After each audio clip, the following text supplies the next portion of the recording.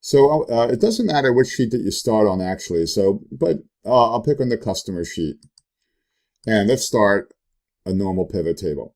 So I'll pick on one cell that's not blank, and I'll pick on the insert menu up top. Of course, insert.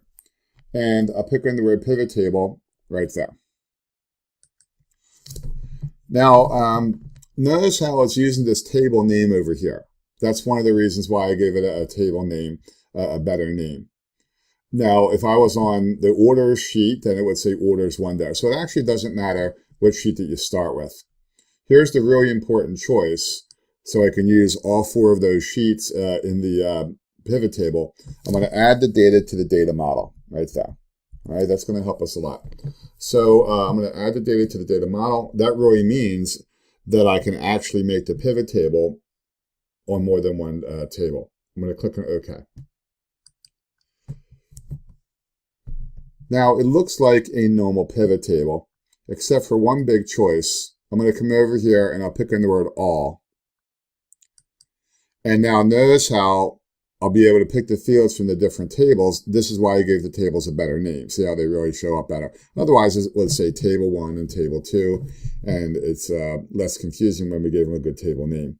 Now, I'm going to make sure that I catch up with the slides that I made. In this slide, you can see how we formatted the data as a table. On the home menu, you pick on Format as a Table, and you pick one of your styles. Then you make sure you check that little box where it says My Table Has Headers. Then you see the formatted table. Then you would come over here on the Design menu on the left-hand side and give the table a better name. Then I would do that with all of the sheets that were involved if there's more than one. And now here is where we started to make the pivot table. I picked on the Insert menu and I picked on Pivot Table. And then notice how it does have the table name there. And notice how I did check the box where it says Add the data to the data model. And now we're on this particular slide. So now I'm going to go back to Excel. Okay. So now I'm going to use, I can actually use fields from all 4 of those tables, and then we're going to see how it's going to join those tables together with a relationship in just a second.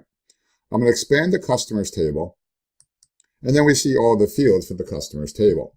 So let's say I wanted to report for a company name. So I'll pick up company name and drag it into where it says rows over here. And you can see each row became a different company name. The orders table has all the orders for each customer. So I like to get a sum of all the orders for each customer.